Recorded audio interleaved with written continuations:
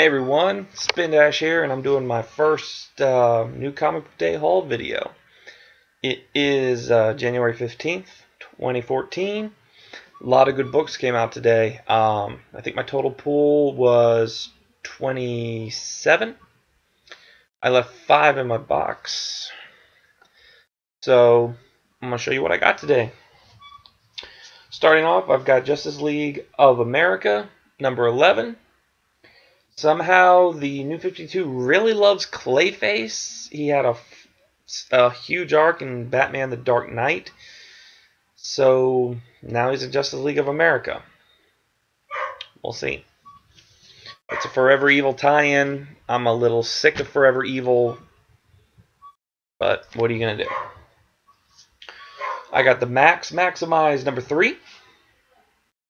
High definition reprint of the first Max issues.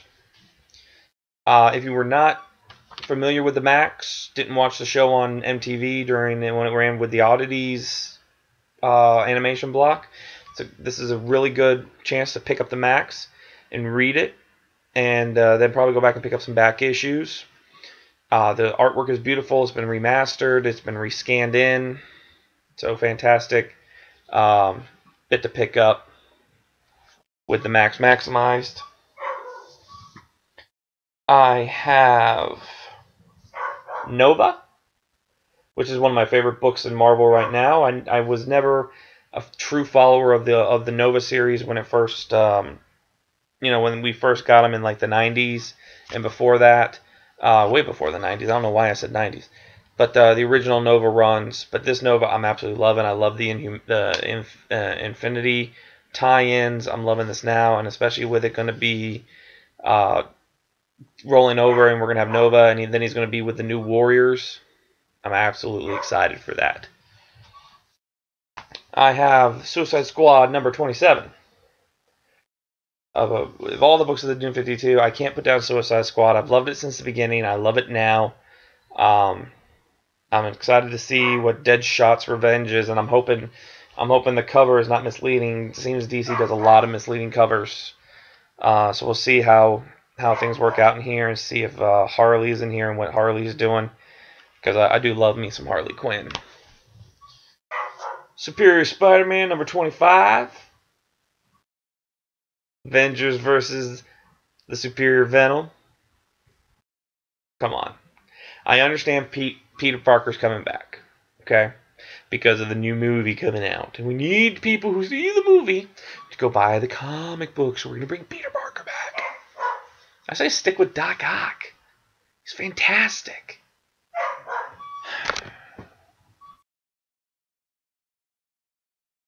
Logic. Uncanny X-Men number 16. A great book. I love reading about Scott Summers and what he's doing. This one looks like it'll be a little more with Magneto and what he's doing now. I love Scott's whole, take with the mutants. And I absolutely love it that I get a little bit more of the Stepford Cuckoos. I just recently went out. I didn't pick it up when it first came out. I'm sorry. But I got new X-Men number 118 a few days ago because it's the first appearance of the Stepford Cuckoos. And I absolutely love the Stepford Cuckoos. So, Uncanny X-Men. Uncanny X-Force number 16. This is the second part of the Vendetta storyline. I really enjoyed the first part of the Vendetta storyline. I love how Hope is engaging her boogeyman Bishop, who had trailed her for across time to try to kill her. So she's now confronting him, and I loved the final panel in Cable and X-Force, the first part of the Vendetta series, where the Storm's X-Force is facing off against Cable. Absolutely loved it. I'm a little upset that they're getting rid of Uncanny X-Force and Cable and X-Force and just coming out with X-Force. It's like some militant. They're now like a government militant group with Cable and Psylocke and Marrow. Not sure how I feel about that, because I loved Cable and X-Force. It was always one of my favorite books. Because my favorite parts in that, first of all, I loved having Boom back. But my favorite parts were the banter between Dr. Nemesis and Forge. I thought those were great writing in it, and I especially loved, I think my favorite one, I loved when they're at the Avengers Mansion, and Dr. Nemesis is riding on a sandworm, and he goes, "He who controls the salt," making a Dune reference. And then a few issues back, he talked about Q from Star Trek: The Next Generation. So I'm a little upset that those books are going to end and we're going to get just X-Force, but I'll give it a shot and see how it goes. Injustice Year 2, number 1. Injustice was one of my favorite DC books. I loved how it told us what was going on before the game. It was dark, it was gritty, it was brutal, and my guy at my comic shop said that this issue is brutal, even more brutal. So I can't wait to read this and see what happens in it. Inhumanity Spider-Man. Can't wait to see how Doc Ock handles with the Inhumanity arc going on, how he's doing with the chrysalises. Amazing X-Men number 3, The Beast Unleashed. I'm loving this series. I love bringing back Nightcrawler. I love Pirate Azazel. Just fantastic. So, whoa. I just flipped through a page here. Oh my God, Caligula's in this. They actually have a Captain Caligula. Oh, I am sold. Oh my God, I am so sold. Oh my God, I gotta read this now that I hear there's a Captain Caligula. Oh, I love Caligula. Coffin Hill, number 4. I picked this up on a whim with the first issue when the first issue came out because the cover intrigued me. Fell in love with the book, absolutely loved it. I was hoping that it would not turn into like some teenage sparkly witch story, and it hasn't. It has actually been very riveting, very a good story. Trying to figure out what's going on with this like witch's curse and what they're talking about. So Coffin Hill number 4. Constantine number 10 with the Spectre. I just recently got done watching the Batman the Brave and the Bold episode where the Spectre and Phantom Stranger are kind of like vying for Batman's soul, so I'm like itching for more Spectre. So I'm glad he's going to be in this. It is a now it says to save the Justice League. It doesn't say Forever Evil on it. I know it's a Forever Evil Blight tie-in, but it doesn't. It's weird that it does not say Forever Evil at the top, or even at Forever Evil Blight, that it doesn't say it at the top. I'm looking here in the storyline for like a title page if it actually says, you know, like no, it just says DC Comics presents Constantine. Doesn't say anything about Forever Evil Blight, but everybody's in here. I mean, there's Nightmare Nurse is in here. So we'll see.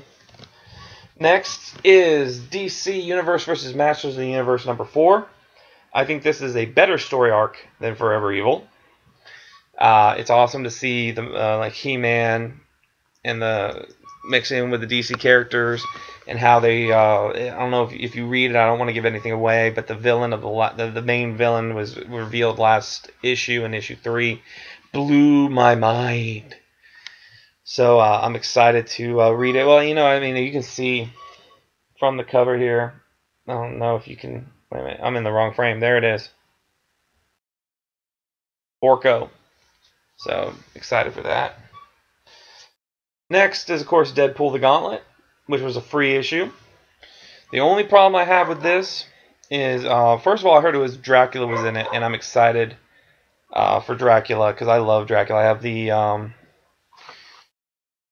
have the Tomb of Dracula number 1 over here in one of my boxes, and but the Dracula in this, I'll see if I can show you. He kind of looks like something you would see out of like Warcraft.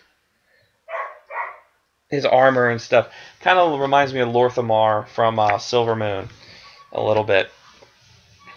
Next is Disney Kingdom Seekers of the Weird number 1. Supposedly based off an abandoned attraction for Disney, the Museum of the Weird. I love reading all things about Disney. I've been reading the Kingdom Keepers series of books, So I'm excited to read this and see where they go with that and what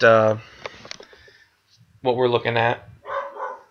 Next is God is Dead, which my guy gave me the End of Days variant. It's Jonathan Hickman, Norse gods, Egyptian gods. I don't know what more I can say. It's just fantastic. Just fantastic. Miracle Man #1. This thing was $6. But there's a lot of different stories in it, a lot of different art styles. There's art style that looks like from the 1930s and the 70s and the 60s.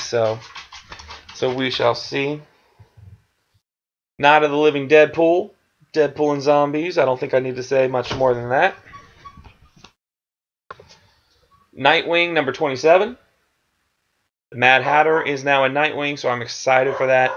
Mad Hatter has always been one of my favorite villains, probably my favorite Batman villain. I loved him in the Dark Knight story arc that they ran the story arc they ran in Batman the Dark Knight. So I'm excited to see what he does in Nightwing. Revolutionary War Dark Angel.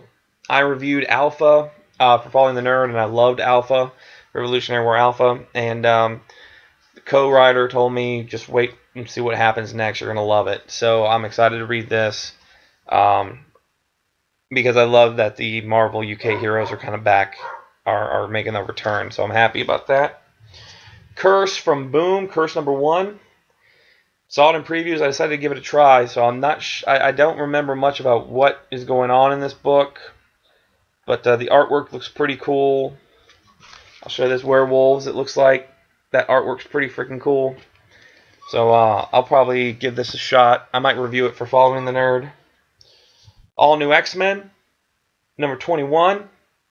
I'm loving X-23 that she's back, and especially in this.